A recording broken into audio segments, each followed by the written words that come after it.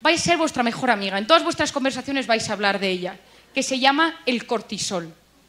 Si ahora entra el bedel y dice ¡fuego!, todas nos levantamos y salimos corriendo a la puerta porque tenemos una hormona, que es la hormona del estrés y la supervivencia, que se llama el cortisol. Si no tuviéramos cortisol, nos quedaríamos sentadas y diríamos ¡ay, pues vamos a ver cómo se quema el edificio, qué interesante!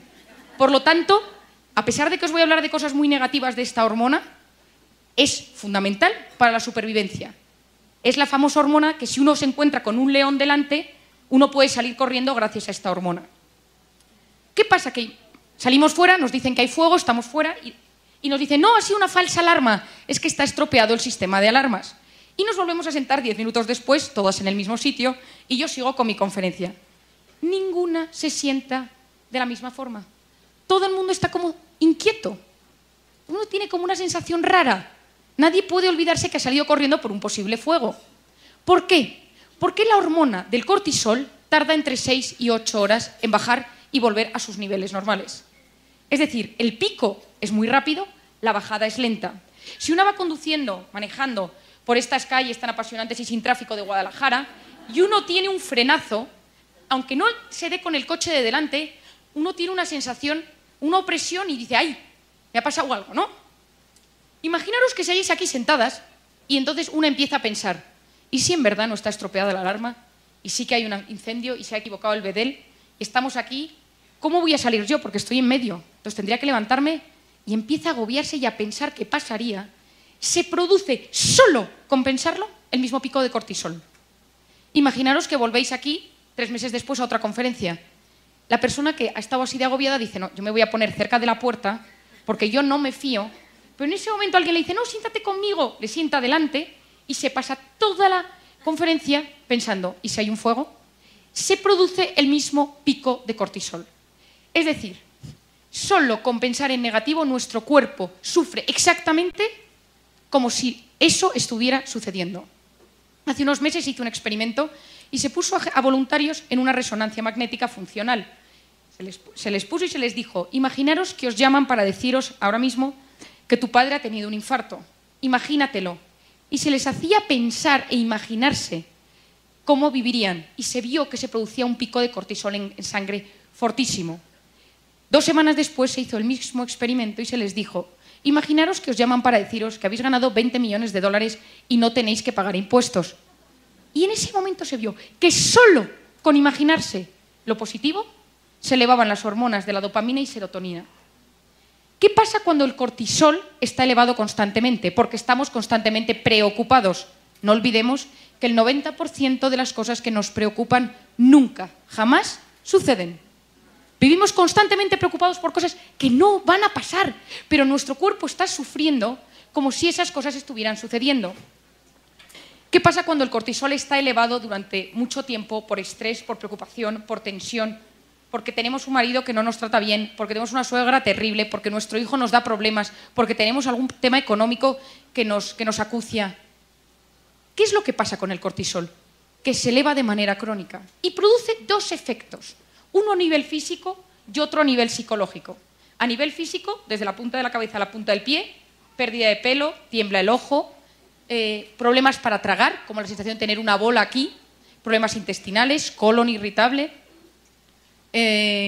infecciones de repetición, artritis, fibromialgia, migrañas, parestesias, es decir, que las manos o los pies uno tiene sensación de que se duermen, incluso taquicardias, sensación de que falta el aire. Eso son los síntomas físicos. Y los síntomas psicológicos son un cambio en los patrones de sueño. Uno dice, yo llevo un tiempo que no descanso bien, no estoy bien, me acuesto pero mi cabeza no consigue parar la cabeza. O al revés, me levanto por las mañanas, pero la sensación es de no haber descansado, o me levanto muchas veces por la noche y me despierto varias veces. Otro síntoma es fallos de memoria. Nosotros tenemos una zona en nuestro cerebro que se denomina el hipocampo, que es la zona de memoria y de retención de datos a corto plazo. El hipocampo, en su membrana, tiene muchos receptores de cortisol. Cuando uno está muy estresado y muy tenso, empieza a notar fallos de memoria. ¿Cuánta gente veo en mi consulta de 40 años que viene y dice, doctora, vengo por un inicio de Alzheimer?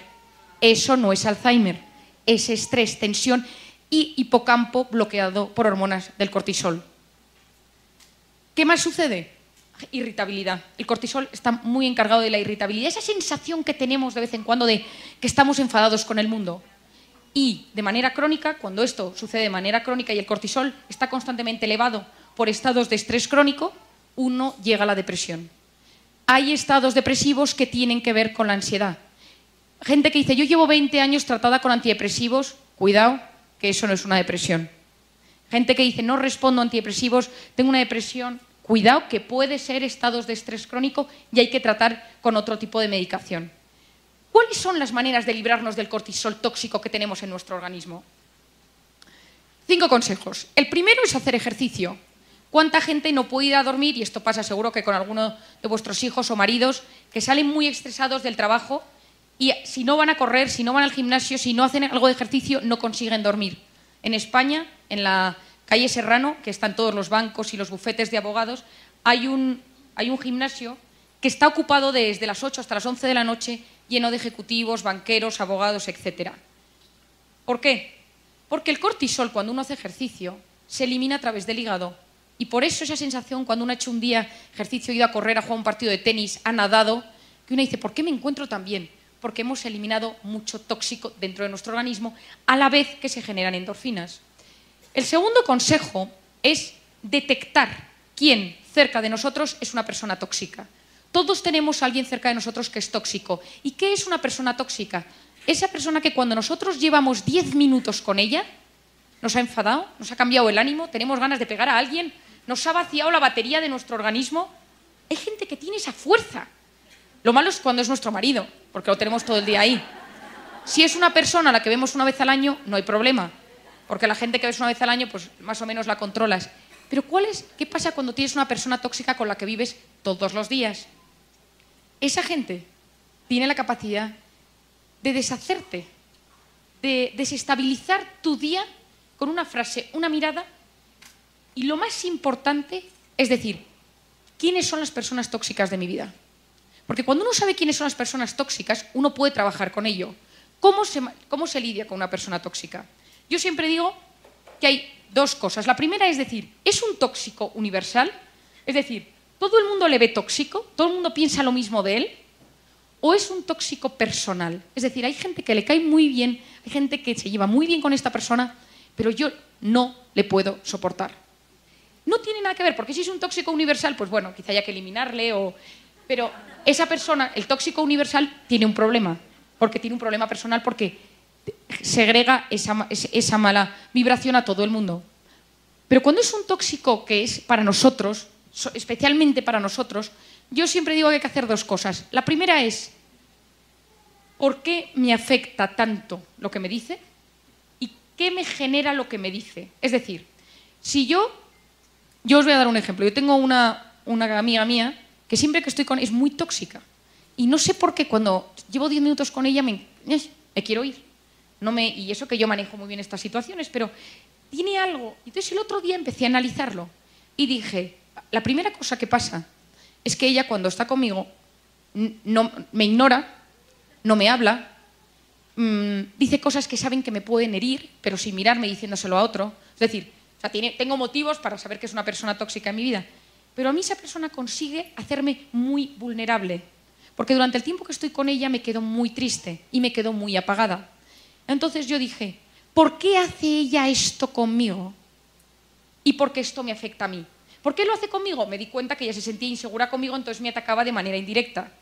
Y por otra parte, a mí ella, en público, me hace sentir vulnerable porque ataca mis puntos débiles.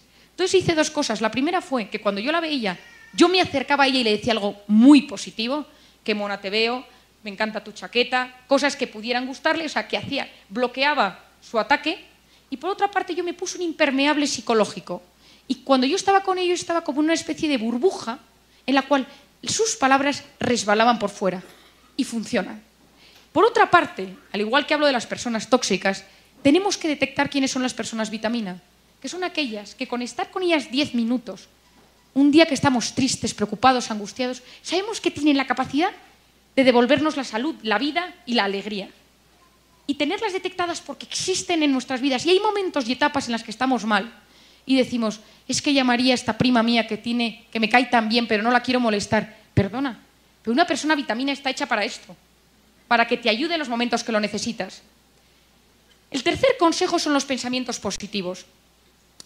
Cuando yo os hablo del cortisol, os hablo de que la ira, el nihilismo, la desesperanza, la tristeza, cuando éstas existen se segrega cortisol y disminuye el riego sanguíneo en la corteza prefrontal izquierda del cerebro, que es la zona encargada de la toma de decisiones y la planificación.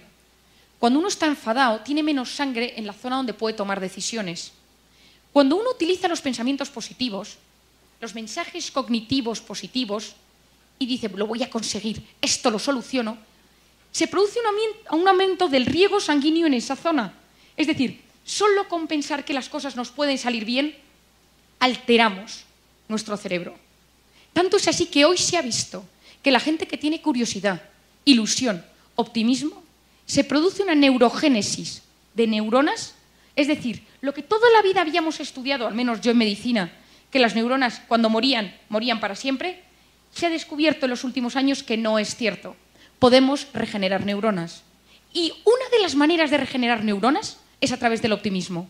Porque se ha observado que la gente que se levanta por la mañana con optimismo, con ilusión, al cabo de 2 o 3 semanas se produce un movimiento de neuronas de diferentes zonas de la corteza cerebral hacia el hipocampo y tenemos nuevas neuronas en la zona de memoria de aprendizaje. El optimismo cambia nuestras neuronas, modifica zonas cerebrales.